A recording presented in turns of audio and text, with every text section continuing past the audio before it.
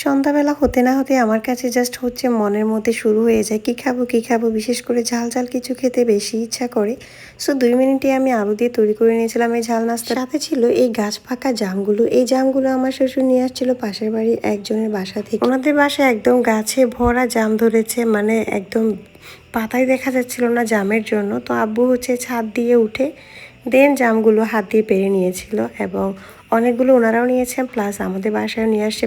আর জাম হচ্ছে লবণ মরিচ দিয়ে খেতে একটু বেশি ভালো লাগে, তবে জামগুলো একদম অনেক বেশি রসালো প্লাস মিষ্টি ছিল, খেতে এমনিতেই ভালো লাগতেছিল। তার উপর যেহেতু টাটকা জাম, মানে জাম যেহেতু একদম গাছ পাকা টাটকা, সো খেতে তো এমনিতেই ভালো লাগবে। এদিকে দেখতে পাচ্ছেন বিকেলের নাস্তা রেডি করার জন্য আমি একটা আলুকে একদম ফ্রেঞ্চ ফ্রাই স্টাইলে কেটে দেন সিদ্ধ করে নিয়েছি। আলুটাকে একটু ঠান্ডা করে দেন আমি পানিটাকে ছাড়িয়ে নিয়ে একটা বোলের মধ্যে নিয়ে নিয়েছি, মানে ফ্রেঞ্চ ফ্রাই তৈরি করব। তবে আমি একটু অন্য স্টাইলে তৈরি করি, সেটাই শেয়ার করতেছি। তারপর একটু লবণ, একটু হলুদের গুঁড়া, একটু গোলমরিচের গুঁড়া এগুলো দিয়ে দিচ্ছিলাম, মানে পরিমাণ মতো আর কি। তারপর একটু মরিচের গুঁড়াও দিয়েছি একটু স্পাইসি হওয়ার জন্য। দেন আমি উপর দিয়ে একটা ডিম দিয়ে দিচ্ছি এখানে। আমার কাছে ফ্রেঞ্চ ফ্রাইয়ের ডিম এবং কর্নফ্লাওয়ারটাই বেশি ভালো লাগে। এই কর্নফ্লাওয়ারটার কালারটা এরকম দেখার কারণ হচ্ছে এটা আমাদের নিজেদের বাসায় মানে ভুট্টাকে গুঁড়ি করে নেওয়া হয়। ভুট্টা হচ্ছে বাজার থেকে গুঁড়া করে নিয়ে আসছে, একদম নিজেদের গাছের ভুট্টা, যার কারণে কালারটা একদম ভুট্টার কালারই আসে, হোয়াইট কালারটা আসে না। যাই হোক, এদিকে ফ্রাই প্যানের মধ্যে তেলটাকে গরম করে এখন হচ্ছে আমি এগুলোকে ভেজে নিব। আমি এখানে মিডিয়াম টু লো আঁচের মধ্যে ফ্রেঞ্চ ফ্রাইগুলো ভেজে নিয়েছিলাম, আর অনেকক্ষণ টাইম নিয়ে হচ্ছে আমি ভাজতেছিলাম যাতে করে ভিতরটা একদম ভালো করে সিদ্ধ হয়ে যায়।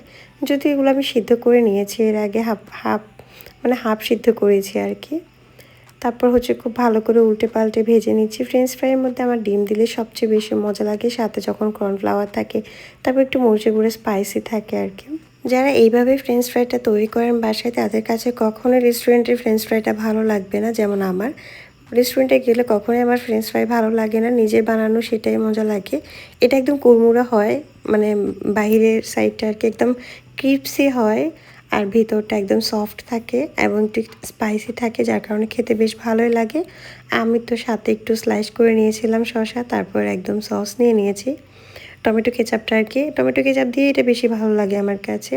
সাথে মেয়োনিজ থাকলে আর একটু ভালো লাগতো, মেয়োনিজ নেই, আমি তো মেয়োনিজ দিয়েও খাই। মানে আমি কী কী যে খাই সেটা হিসাব নাই। কিসের সাথে কী খেতে আমার ভালো লাগে আমি নিজেও জানি না। যাই হোক, ঝটপট করে আপনারাও বানিয়ে খেতে পারেন এইভাবে ফ্রেঞ্চ ফ্রাই, যদি এটা আহামরি কোনো একটা রেসিপি ছিল না। যাই হোক, জাম তো আমি খেতে আবারও বসে গিয়েছি।